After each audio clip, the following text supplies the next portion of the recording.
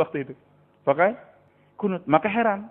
Setelah selesai sholat, selesai ceramah, ini guru Abdul Anang Asrati bertanya, Buya, maaf.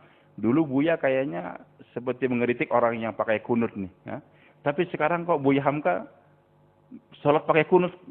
Jadi imam kenapa? Maka Buya Hamka memberikan jawaban yang ajib, Pak. Ini pelajaran bagi kita-kita nih. Beliau katakan, nak, dulu saya baca satu buku, nak. Dulu saya baca satu buku. Sekarang saya sudah banyak baca buku. Maksudnya apa sih? Jadi kalau orang tadi ngaji satu buku saja akan mudah nyalahkan orang lain. Bid'ah, sesat, dan sebagainya. Karena baca satu buku. Tapi kalau dia sudah banyak baca buku, maka tidak akan mudah untuk menyalahkan orang lain. Sama, kalau kita hanya berguru satu guru saja, nanti akan timbul keta'asuban. Tapi kalau kita banyak berkunjung kepada ulama-ulama, timbul apa yang Allah katakan tadi, wala taj'al fi qulubina ghillal lil ladzina amanu rabbana innaka ra'ufur rahim. Mudah-mudahan dari pondok pesantren kita ini hadir akan wujud ulama-ulama bermunculan tadi yang punya 3 sifat tersebut. Dan ini merupakan pelipur mata kita waktu di dunia ini. Kemudian nanti akan membuat kita lebih senang lagi saat kita dikubur. Di padang mahsyar kita akan dilindungi oleh Allah Subhanahu wa taala, akan dinaikkan derajat kita sebagaimana anak kita naik derajatnya di sisi Allah Subhanahu wa taala. Kemudian itu anak tidak akan membiarkan ayahnya di sorga yang di bawah, akan diangkatkan bersama dengan ayahnya, itu anak di sorganya Allah Subhanahu wa taala. Dan jerih payah bapak-bapak, ibu-ibu semua untuk mendidik anaknya, mensekolahkan. Perpisahan, kadang-kadang memang kita sedih berpisah dengan anak kita. Sampai maaf nih, ayah saya sendiri itu ketika saya mau berangkat ke pesantren dulu ke Gontor, ayah saya bilang, jangan Lutfi, kamu tuh orang sering sakit. Gimana kamu berangkat? Saya nggak tega. Tapi karena kesemangatan saja, ayah saya akan berangkat, ayah. Tolong ridho ayah saja. Berat beliau kata, ayahnya berangkat juga. Dan waktu itu di pondok pesantren di Gontor bukan seperti sekarang, Pak. Sengaja beras itu dicampur batu waktu itu. Ya, supaya makannya jangan banyak, makan kena batu dikit. Supaya pelan makannya kita. Dan masa kasih daging 1 minggu cuma 2 kali, sedikit sekali. Karena kata almarhum Kejar kasih, kamu tuh masih muda. Kalau kamu tidur di kasur yang empuk, makan daging banyak, terbakar nanti badan kamu, beliau kata. Ditarget kayak gitu. Betul, apalagi kami di Kalimantan tuh biasa, kalau hidup nggak ada ikan tuh susah betul, Pak. Ini tahu tempe ini di Kalimantan tuh baru terkenalnya sejak tahun 90-an ke atas saja. Ketika banyak orang Jawa ke sana. Dulu tuh kami tuh nggak enak betul, apa ini makan tahu tempe. Biasanya makan ikan, sampai di Gontor nggak ada itu ikan. Taunya tempenya tempe rebus lagi, bukan tempe goreng. Untuk meringankan pembiayaan di pondok itu. Setengah tahun ayah saya datang lihat kurus. Lutfi sama ibu saya datang, ambil tas, pulang gitu. Waduh, saya bilang gawat nih. Tolong ayah, setengah tahun lagi. Saya mau lanjutkan, nanti saya pulang juga. Jangan, udah kalau gitu sekarang kita ke restoran. Ke sana, ke Ponorogo. Ke restoran besar, makan sekuatnya. Nggak kuat sampai di sini saya ayah. Tapi saya balas dendam. Ketika saya pulang, tempe rebus saya telan dulu. Sayur saya telan juga. Alhamdulillah lumayan juga, gemuk juga. Itu alhamdulillah. Ini kebanyakan yang nggak tega tuh ibunya, Pak. Ayahnya juga nggak tega. Maka ini memerlukan perpisahan. Padahal perpisahan seorang ayah dengan anak itu dibutuhkan dalam ini agama. Sabda Nabi kita Muhammad SAW, wahajiru turisu abdakum majda. Hijrahlah kamu. Nanti kamu akan mewariskan ketangkasan kepada anak kamu. Itu kalau anak di samping ayahnya terus nggak akan tangkas, Pak. Kerdil dia. Mau kelahi, bapak. Apa-apa bapak. Itu kan nggak pernah berpisah. Maka kita berangkat setiap bulan 3 hari, 40 hari, 4 bulan. Supaya mewariskan ketangkasan pada anak kita. Bahkan anak kita kirim lagi ke pondok pesantren. Dulu Pak, yang punya tanah-tanah di kota-kota besar di Indonesia ini orang-orang Arab, Hadramaut kebanyakannya. Yang ada di Banjarmasin, di Jakarta, di Surabaya. Kenapa? Saya banyak bergaul dengan mereka. Kami kalau sudah umur 10 tahun langsung dikirim ke Yaman. Di Yaman itu dibanting-banting di sana. Hidup susah dulu.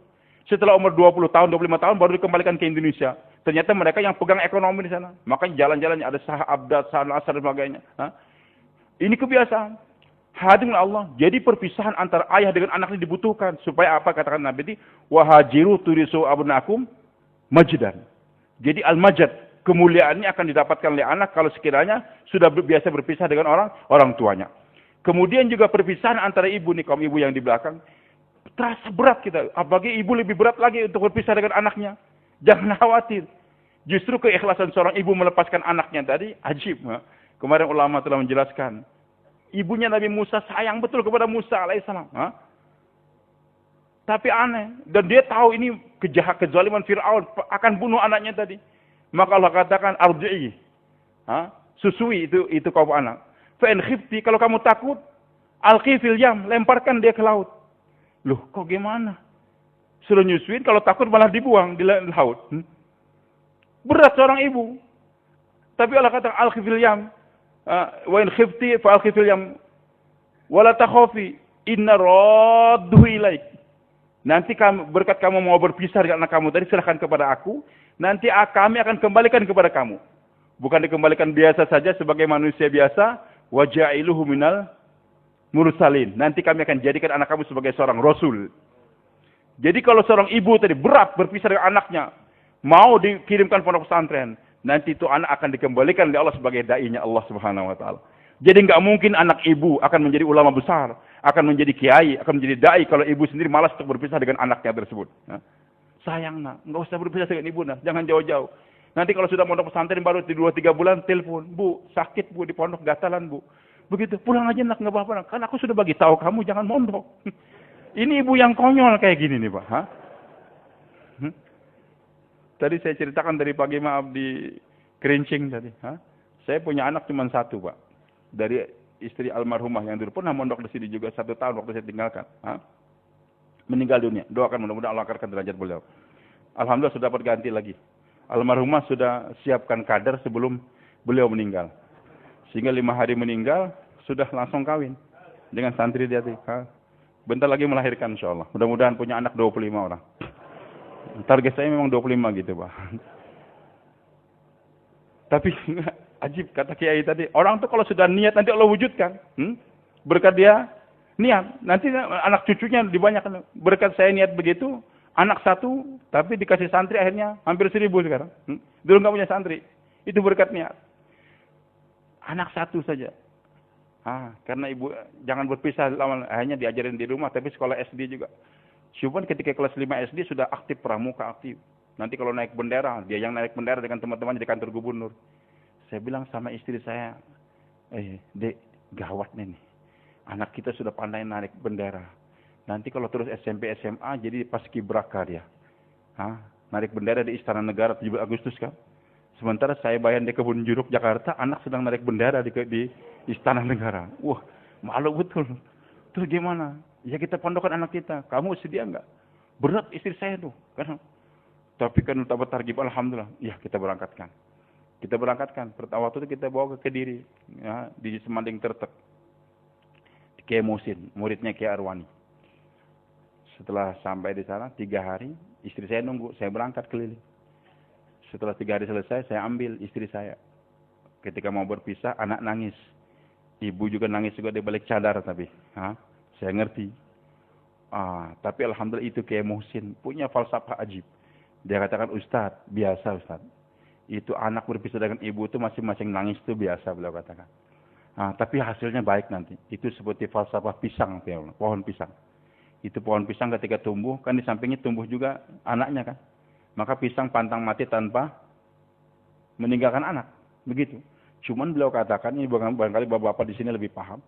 Itu pohon pisang kalau nggak dipisah dari ibunya, di samping ibunya terus, itu tumbuhnya nggak begitu besar. Dan juga buahnya nggak begitu gemuk-gemuk, kurus-kurus. Begitu Pak ya? Tapi kalau ditebas, agak jauh tanam sedikit, nanti tumbuhnya cepat tuh, besar, gemuk, dan punya anak lagi, punya buah-buahan lebih besar lagi. Cuman waktu dipisah tadi, dua-duanya nangis. Jadi keluarnya getah dari ibu dan anak tadi ekspresi daripada kesedihan. Biasa nangis. Tapi hasilnya menjadi orang gemuk, dewasa. Maka ibu-ibu jangan takut. Ibu nangis biasa, nangis nggak apa-apa. Anak nangis juga nggak apa-apa. Tapi tangisannya jangan menyebabkan ditarik lagi dari pondok. Jangan. Targib, tenang nak. Kamu sebentar saja di pondok. Nanti kamu akan jadi ulama besar. Sebagaimana Sufyan Ats-Tsauri rahmatullahi alaih. Ulama besar dia. Dikatakan Ats-Tsauri kenapa? Ats-Tsauri ini kan sapi jantan. Dan itu gelar dia sendiri senang dengan Ats-Tsauri tadi. Karena satu saat katanya dia waktu masuk masjid bawa kitab. Masuk kaki kiri. Datang suara, ya Saur. Wahai sapi. Kaget dia. Ini suara saya, berarti suara malaikat nih. Santri masuk masjid kaki kiri. Sapi itu. Maka cepat dia mundur, akhirnya robah lagi. Langsung kaki kanan. Maka sejak hari itu dia katakan, ini Sufyan Ats-Tsauri. Sufyan yang jadi sapi tadi. Gara-gara masuk masjid kaki kiri tadi. Nah itu Sufyan ceritanya gimana Pak? Ayahnya meninggal, dipesantrenkan sama ibunya. 13 tahun nggak jumpa. Ngetuk pintu setelah belajar. Siapa? Man fil kharij. Ya, ana Sofyan ibnuka. Tauri. Sofyan, aku sudah wakafkan kamu untuk agama. Perjumpaan kita nanti di sorga, Sofyan. Kembali kamu ke madrasah lagi. Ini seorang ibu yang mana, Pak? Begitu tegarnya. Mendorong anaknya tadi, 13 tahun nggak jumpa. Bukan malah senang, target lagi anaknya. Sehingga Sofyan menjadi ulama besar. Menjadi ulama besar. Macam-macam, itu kebanyakan santri ini nggak kerasan tuh gara-gara ibunya. Bentar nangis. Tapi ada santri saya tuh, ajib. Kasih waktu libur, beberapa hari kemudian datang lagi ke pondok. Maka almarhumah istri saya nanya, kenapa nak kembali? Kan masih panjang waktu libur. Susah bu di rumah bu. Saya di wahai umi, susah di rumah. Ibu saya gawat, nyuruh saya masak, ngurusin adik, bersihkan rumah. Mendingan saya di pondok aja kan. Maka suatu saat datang ibunya, ditanya oleh istri saya, almarhumah. Bu, kenapa sih ibu? Anak kok di rumah disuruh macam-macam, nggak diistirahat. Sengaja saya buat demikian bu. Saya suruh gini supaya jangan kerasan di rumah, agar kembali ke pondok lagi. Wah, kalau gitu kamu hebat, kata istri saya. Lawannya satu lagi, Pak, maaf nih. Untuk menyempurnakan sampai jam 12 saja. Ada teman saya, Pak. Tadinya agak preman dia. Alhamdulillah ikut dakwah 4 bulan semangat. Langsung anaknya dikirim ke Temboro. Waktu itu belum ramai, masih musim HP, belum banyak. Itu anak Masya Allah di Temboro ajib. Kirim surat tiap bulan pada ibunya. Sehingga ibunya pakai jilbab, rajin sholat, sebagainya. Baguslah. Dan saya sendiri terkesan betul dengan perkembangan anaknya tadi. Waktu pulang, bulan Syawal, ibunya balas dendam. Nak, kamu kan sudah capek 1 tahun di pondok, nak. Sekarang terima penghormatan ibu. Kamu mau makan apa saja silakan sekarang. Diberikan baju baru, sepeda motor yang baru. Pokoknya anak makan terus yang enak-enak. Kamu sudah kasihan 1 tahun. Cuman makan sate saja. Apa itu sate? Sayur terong saja. Itu anak karena 1 bulan, Pak, dikasih makan enak, dikasih baju yang baru, dikasih mobil motor baru. Akhirnya apa? Bulan Syawal nggak mau pulang ke pondok lagi. Nah, ini adalah pemanjaan yang salah daripada kaum ibu tersebut. Maka hadirin Allah Subhanahu, jangan takut ibu. Berkat kita berpisah tadi dengan anak kita, nanti anak kita akan didewasakan dan nanti baru kita tahu bagaimana anak kita bisa berhasilnya. Sebagaimana saya katakan, doa kita dikabulkan oleh Allah menjadi pelipur mata, dikubur kita akan bersyukur lagi, apalagi di hari kiamat. Enggak pernah lagi senantiasa akan walladzina amanu wattaba'u dzurriyyatahum bi iman alhaqna bihim dzurriyyatahum. Jadi orang yang beriman